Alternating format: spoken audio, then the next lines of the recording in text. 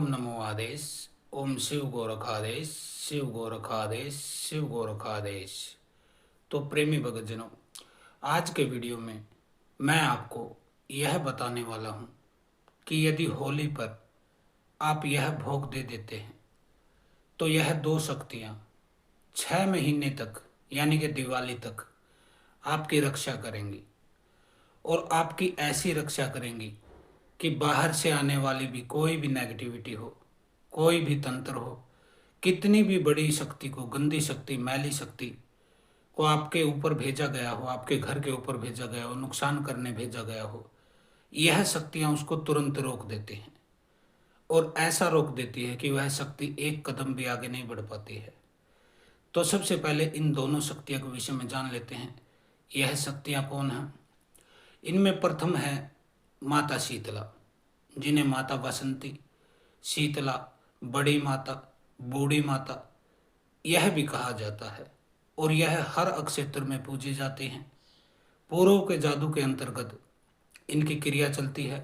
ढाके बंगाली से जो जादू चला है उसकी अधिष्ठात्री देवी शीतला है। इनका धाम कड़ा धाम उत्तर प्रदेश में है और एक धाम इनका गुरुग्राम हरियाणा में है, गुरुग्राम में माता शीतला।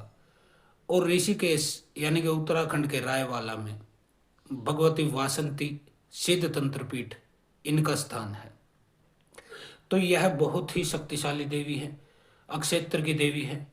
जैसे देवों में महादेव होते हैं, भोलेनाथ होते हैं, वैसे ही देवियों में बड़ी माता शीतला होती हैं। यह सभी देवियों की बड़ी बहन है, दुर्गा की बड़ी बहन है और पूरे अक्षेत्र को यह कंट्रोल करती है कि कौन सी शक्ति आ रही है और कौन सी शक्ति जा रही है। इनकी शक्ति विशाल है। तो यह एक जिले के डीएम के माफिक इनका पद होता है। उस जिले में डीएम की इजाज़त के बगैर यानी कि जिला अधिकारी की इजाज़त के बगैर कोई परिंदा भी पर नहीं मार सकता है। वह इनका पद माता शीतला का होता है।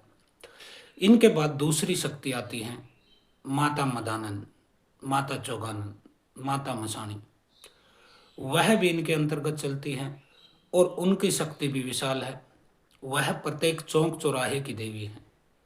किसी भी चौक पे, चौराहे पे उनका पहरा होता है, उनके गण खड़े रहते हैं, उनका स्थान होता है। कोई भी शक्ति जब बाहर से आती है तो उस चौक पर माता मसाणी उन्हें रोक लेती है और रोक लेने के पश्चात आगे बढ़ने नहीं देती है। इनके पास खुद का जेल भी होता है, परिजन भी होता है। यह शक्तियों को पकड़कर चौक पर ही बांध देती हैं। तो यह दो शक्तियां। एक तीसरी शक्ति है जिसको सायर बोला जाता है, काली सायर। वह भी अक्षेत्र की शक्ति है और सायर जो है वह उड़न शक्ति होती है। यानी कि आकाश मार्ग से भी कोई शक्ति यदि आ रही है तो यह उसे आकाश में ही रोक देती है। यह माता शीतला के अंतर्गत ही चलती हैं। तो ये दो शक्तियां हैं मुख्य रूप से। सायर भी इनके साथ ही है वैसे तो, लेकिन मुख्य रूप से दो शक्तियां हैं जो उस अक्षेत्र पर पूरा नियंत्रण रखती हैं। इनकी मर्जी के बगैर इस तवे की रोटी को उस तवे पर पलटा नहीं जा सकता है। तंत्र में ऐसा विधान है, इनके पास ऐसी शक्ति है, ऐसा अधिकार है। और भगवान शिव के निर्मित तंत्र में माता शीतला पूरे अक्षेत्र की सभी शक्तियों को कंट्रोल करती है। यह सभी मसाणियों को कंट्रोल करती है, सभी ब्रह्म को कंट्रोल करती है, सभी अक्षेत्रपालों को कंट्रोल करती है। काली, धागा, सायर, इन सभी शक्तियों को यह कंट्रोल करती है। खाली दो शक्तियां होती हैं आपके घर की। आपके घर के कुल देवी है, आपके घर के पितर हैं, कुल देवता है। खाली घर के देवताओं को यह नहीं रोकती है आने जाने से, बाकी हर शक्ति को यह रोक देती है। अब यह तो जाना हमने इनकी पावर के बारे में, शक्ति के बारे में, इनके अधिकार के बारे में, इनके कानून के बारे में। अब इनको ऐसा क्या भोग दे कि यह 6 महीने तक यानी कि दिवाली तक आपकी रक्षा करें। तो उसके लिए आपको क्या करना है? उसके लिए देखिए, पहले हमारे जो बुजुर्ग थे, हमारे पूर्वज थे, वह होली के दिन हर चौक पे, यानी कि गांव को छोड़ दीजिए, हर मोहल्ले में अपने स्तर पर होलिका का दहन किया जाता था। उस मोहल्ले के किसी चौक पर लकड़ियां, गोबर के कंडे, उपले, ऐसी ज्वलनशील चीजें इकट्ठा करके होलिका का निर्माण किया जाता था। और हमारे पूर्वज, जो हमारी माताएं थी, हमारी दादी थी, वह वहां पे होली के दिन पूजा करके आती थी।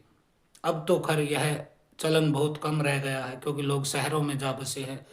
अब शहर में उस मोहल्ले में कोई यूपी का है, कोई बिहार का है, कोई महाराष्ट्र का है, कोई आंध्रा का है, कोई कश्मीर का है, कोई पंजाब का है, कोई हरियाणा का, कोई मध्य प्रदेश का है।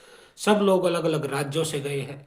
सबकी भाषाएं अलग है, तौर तरीके अलग है, परंपरा अलग है, रिवाज अलग है। देवियों के नाम भी अलग लिए जाते हैं, क्योंकि उनकी भाषा में उसी देवी का कुछ और नाम होता है। तो उनके नियम एक नहीं है। इसलिए एकता के अभाव में हम अपनी पुरानी परंपराएं थी, जो हमारी जो पद्धति थी हमारे पूर्वजों की, वह हमने छोड़ दी है। तो अब चौक चौराहे पर, गांव में तो अभी भी किया जाता है होलिका दहन, या उत्तर भारत में तो काफ़ी जगह किया जाता है। तो वहाँ जाती थी हमारे पूर्वज, और वहाँ पे भोग प्रसाद चढ़ाया जाता था। ऐसा होली के समय किया जाता था, क्योंकि साल में दो त्योहार होते हैं, जब होली और दिवाली आता है, जिसमें कि तंत्र आदि पीड़ाओं से, क्रियाओं से बचने का पूरा सामान हमारे पूर्वज जानते थे, नियम जानते थे, कायदे कानून जानते थे। तो यदि आपके क्षेत्र में होलिका का दहन होता है, तो आपको क्या करना है? ऐसी स्थितियों में आपको अपने घर पर ही 7 रोटी बना लेनी है आपको, मीठी, जिन्हें कई जगह पूड़ा भी कहा जाता है, पुए भी कहा जाता है। उसमें क्या होता है? आटा होता है। आप आटे के भीतर गुड़ मिला लीजिए, शक्कर मिला लीजिए, चीनी मिला लीजिए, कुछ भी मिला के उसको मीठा कर लीजिए आटे को, जैसे ही आप गूंथते हैं। फिर उसको तवे के ऊपर डाल के घी के साथ उसको पराठे उतार लेने हैं, उसके तेल से पराठे उतार लेने हैं। तेल आप सरसों का भी यूज कर सकते हैं, तिल का भी यूज कर सकते हैं, जो भी आपके पास अवेलेबल है। तेल नहीं है तो फिर तो आप कुछ कर ही नहीं सकते हैं। या तो घी से आप पराठा बना लीजिए, या तेल से, वो आपकी इच्छा पर आधारित। अब यह आपने बना लिया, 7 पराठे आपने बना लिए हैं। अब इनको लाइन में रख लेना है, ऐसे एक के बाद एक लाइन बना लेनी है। और पहले पर आप लिखेंगे जय, दूसरे पर लिखेंगे यह, तीसरे पर लिखेंगे सी, चौथे पर लिखेंगे तय, पांचवें पर लिखेंगे ला, छठे पर लिखेंगे माँ, सातवें पर लिखेंगे ता, यानी कि जय शीतला माता। यह आपको हल्दी से लिख लेना है। एक वर्ड एक पराठे पर लिखना है। हल्दी से आप लिख लीजिए, हल्दी में आप पानी मिला लीजिए, तेल मिला लीजिए, घी मिला लीजिए, जो कुछ भी आप मिला सके, उससे जय शीतला माता इन 7 रोटियों पर लिख देना है। अब एक आपको नारियल लेना है, जटा वाला नारियल, बजने वाला नारियल, वह आपको रख लेना है। नारियल रख लेने के पश्चात एक आपको जायफल लेना है, उसको रख देना है। एक आपको सुपारी लेनी है, 5 लौंग लेनी है आपको, और 7 प्रकार की मिठाई ले लेनी है। 7 प्रकार की मिठाई, जैसे लड्डू हो गया, बर्फी हो गया, जलेबी हो गया, इस तरह से 7 पीस ले लेंगे। माता का 16 श्रृंगार, जो श्रृंगार होता है, वह किसी भी पूजा की दुकान से आपको मिल जाएगा। आपको 2 श्रृंगार लेने हैं। एक माता शीतला के लिए, उसमें लाल या पीली चुनरी होती है, और एक माता मदानन चौगानन के लिए, मसाने के लिए, उसमें काले रंग की चुनरी होती है। तो 2 आप श्रृंगार ले लेंगे, 16 श्रृंगार बोलेंगे। उसमें कंगा होता है, शीशा होता है, नेल पॉलिश होता है, वह दुकानदार आपको दे देगा। तो यह 16 श्रृंगार हो गए। एक आपको लेना है, कच्ची लस्सी बोलते हैं उसे हमारी तरफ, आपकी तरफ पता नहीं क्या बोलते होंगे। वह होता है कि पानी में 2-4 चम्मच दूध के, थोड़ा सा उसमें चीनी, थोड़ा सा चावल, थोड़ा सा उसमें तिल भी डाल सकते हैं, 1-2 बूंद घी की डाल सकते हैं, यानी कि 3-4 चीज़ें मिलाकर उसको तैयार किया जाता है। और पूजा की दुकानों पर पक्की धार के नाम से वह तैयार मिल भी जाता है। यदि आप लेना चाहें, 2-4 रुपये का आ जाता है पक्की धार। या फिर पक्की धार लीजिए या कच्ची लस्सी लीजिए। यह लेकर आपको चले जाना है जहाँ पे होलिका का दहन किया जाने वाला है, उससे पहले आप जाएंगे श्याम कृष्ण, दहन होता है 7-8 बजे 6 बजे, जितना भी आपके क्षेत्र में टाइमिंग होता है सूर्य के छिपने का, उससे आप 1-2 घंटा पहले जा सकते हैं, या सुबह सुबह भी जा सकते हैं। सुबह जाएंगे तो सबसे बेस्ट है। वहां जाके आपको एक तो दीपक जला देना है आपको तेल का। उसके बाद आपको वह जो पराठे बनाए हैं आपने साथ, वह चढ़ा देने हैं, मिठाई चढ़ा देनी है, जायफल चढ़ा देना है, आपको जो जो सामान था, नारियल था, उसमें सब कुछ चढ़ा देना है। वहीं पे श्रृंगार चढ़ा देना है माता का, और हाथ जोड़कर प्रार्थना करनी है कि हे मेरे अक्षेत्र की शीतला, हे बड़ी माता, हे बूढ़ी माता, हे माँ बासंती, आपको मेरा बार बार प्रणाम। मैं अपने गुरु के आदेश से, देखिए गुरु का नाम जरूर लीजिए, क्योंकि गुरु आपके गवाह होते हैं, साक्षी होते हैं, विटनेस होते हैं। उनके विटनेस में यदि आप कोई भी भोग देंगे तो वह देवता को लेना पड़ेगा और उसके ऊपर काम करना पड़ेगा। आपको बोलना है कि मैं अपने गुरु के आदेश से, चाहे आपके गुरु जो भी है उनका नाम ले लीजिए, गुरु नहीं है तो टेम्परेली आप हमारा नाम भी ले सकते हैं, कि मुझे मेरे गुरु ने आदेश से भेजा है, माता आपको मैं भोग देने आया हूँ, ये आपका भोग है, ग्रहण कीजिए और प्रसन्न हो जाइए, और मेरी पूर्ण रूप से रक्षा कीजिए, मेरी, मेरे घर की, मेरे परिवार की, मेरे रोजगार की, मेरे पशुओं की, मेरी खेती की, पूरी तरह से आपको रक्षा करनी है। मैं दिवाली पर फिर से आपका यही भोग दूंगा। इस तरह से माता शीतला को बोल देना है। फिर आपको बोलना है कि हे माता मदानन, हे माता चौगानन, हे माता मसाणी, आपको मेरा बार बार नमस्कार, आपको मेरा नमस्कार है माता।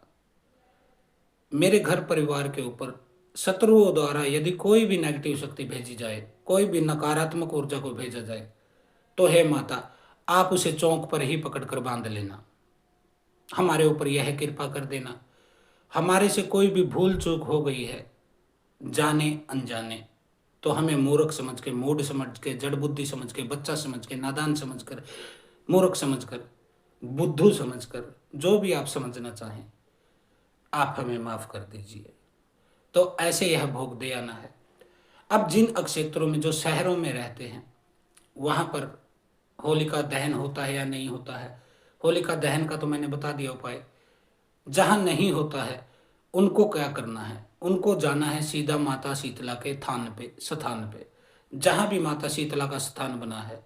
अगर माता शीतला का स्थान नहीं है, माता मदानन का, चौगानन का, मसाणी का, बारली माता का, जो भी आपकी भाषा में उनको कहा जाता है, माता मसाणी को, उनके स्थान पर आप यही भोग चढ़ाएंगे और यही प्रार्थना करेंगे और अपने घर लौट आएंगे। बेटा यह एक ऐसा शक्तिशाली विधि है जो सदियों से हमारे पूर्वज करते आ रहे थे, लेकिन हम मूढ़, जड़बुद्धि, मूर्ख, हम लोगों ने इन कामों को छोड़ दिया है। हम घूमने लगे किसी बाबाओं के चक्कर में, किन्हीं धामों के चक्कर काटने, कहीं दरबारों में नाक रगड़ने, जूते घिसा लिए हैं हमने, लेकिन जीवन में कहीं सुख नहीं है, कोई एहसास नहीं है शांति का। तो इस उपाय को आप कर लीजिएगा, अच्छा लगे तो, अच्छा नहीं लगे तो फिर आपकी मर्जी। फिर जैसे चल रहा है जीवन, दुखी है, सुखी है, घसीट रहे हैं, तड़फ रहे हैं शांति की एक किरण के लिए, एक बूंद कहीं से सुख की मिल जाए, तो फिर तड़पते रहिए, क्योंकि हम किसी पे दबाव नहीं बनाते हैं। आपको अच्छा लगे तो करिए, नहीं अच्छा लगे फिर आपकी मर्जी। तो आज के लिए इतना ही। हर हर महादेव। ओम काली। आदेश गुरु गोरक्षनाथ। ऐसी ही ज्ञानवर्धक वीडियो के लिए हमारे चैनल को सब्सक्राइब जरूर करें।